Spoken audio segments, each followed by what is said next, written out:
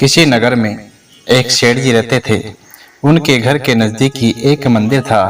एक रात्रि को पुजारी के कीर्तन की ध्वनि के कारण उन्हें ठीक से नींद नहीं आई तो उन्होंने पुजारी जी को खूब डांटा कि यह सब क्या है। पुजारी जी ने बताया, रात को एकादशी का जागरण कीर्तन चल रहा था। सेठ जी ने बोला, जागरण कीर्तन करते हो तो क्या हमारी नींद हराम करोगे? अच्छी नींद के कारण ही व्यक्ति काम करने के लिए तैयार हो पाता है, फिर कमाता है, तब खाता है। पुजारी, सेठ जी खिलाता तो खिलाने वाला ही है। सेठ जी, कौन खिलाता है? क्या तुम्हारा भगवान खिलाने आएगा? पुजारी, वही तो खिलाता है। सेठ जी, क्या भगवान खिलाता है? हम कमाते हैं तब खाते हैं। पुजारी, निमित्त होता है तुम्हारा कमाना और पत्नी का रोटी बनाना, बाकी सबको खिलाने वाला, सबका पालनहार तो वह जगन्नाथ ही है। सेठ जी, क्या पालनहार लगा रखा है? बाबा आदम के जमाने की बात करते हो? क्या तुम्हारा पालने वाला एक एक को आकर खिलाता है?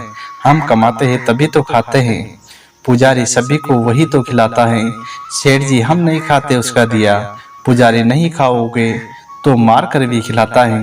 सेठ, पुजारी जी, अगर तुम्हारा भगवान मुझे 24 घंटों में नहीं खिला पाया तो तुम्हें अपना ये भजन कीर्तन सदा के लिए बंद करना होगा। पुजारी, मैं जानता हूँ तुम्हारी पहुँच बहुत ऊपर तक है, लेकिन उसके हाथ बहुत लंबे हैं। जब तक वह नहीं चाहता तब तक किसी का बाल भी बांका नहीं हो सकता। आजमा कर देख लेना।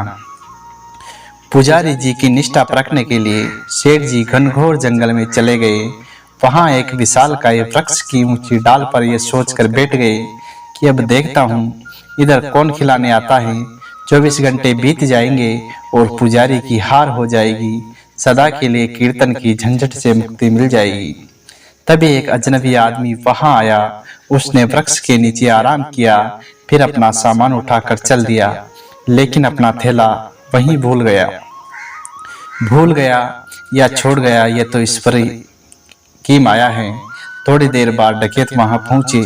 उनमें से एक ने सरदार से कहा, उस्ताद, यहाँ कोई थैला पड़ा है, जरा देखो। खोल कर देखा तो गर्मा गर्म भोजन से भरा टिफिन था। उस्ताद, भूख लगी है, लगता है भोजन भगवान ने हमारे लिए ही भेजा है। अरे तेरा भगवान यहाँ कैसे भोजन भेजेगा? हमको पकड़ने या फंसाने के लिए किसी शत्रु ने जहर वर डालकर ये टिफिनियाँ रखा होगा। इधर उधर देखो जरा, कौन रख कर गया है। उन्होंने इधर उधर देखा, लेकिन कोई आदमी नहीं दिखा। तब डाकुओं के मुखिया ने जोर से आवाज लगाई, कोई हो तो बताए कि ये थैला यहाँ कौन छोड़ गया है। सेठ जी ऊपर बैठे बैठे सोचने लगे कि अगर मैं कुछ बोलूंगा तो ये मेरे गले ही पड़ जाएंगे। वे तो चुप रहे, लेकिन सबके हृदय की जो धड़कनें चलाता है भक्त वत्सल है, वो अपने भक्त का वचन पूरा किए बिना शांत नहीं रह सकता। उसने उन डकैतों को प्रेरित किया, उनके मन में प्रेरणा दी कि ऊपर भी देखो। उन्होंने ऊपर देखा तो वृक्ष की डाल पर एक आदमी बैठा हुआ दिखा।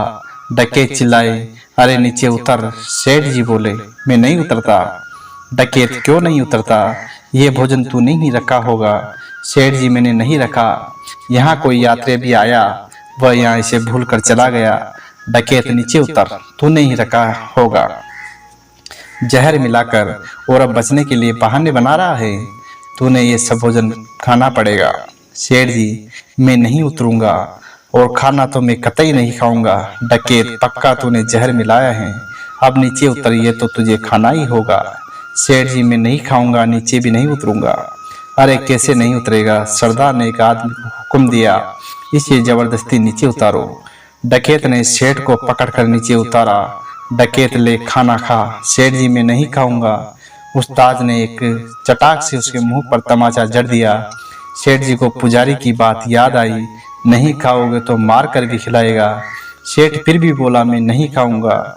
डकैत, अरे कैसे नहीं खाएगा? इसकी नाक दबाओ और मुंह खोलो। डकैतों ने सेठ की नाक दबाई और मुंह खुलवाया, जबरदस्ती खिलाने लगे।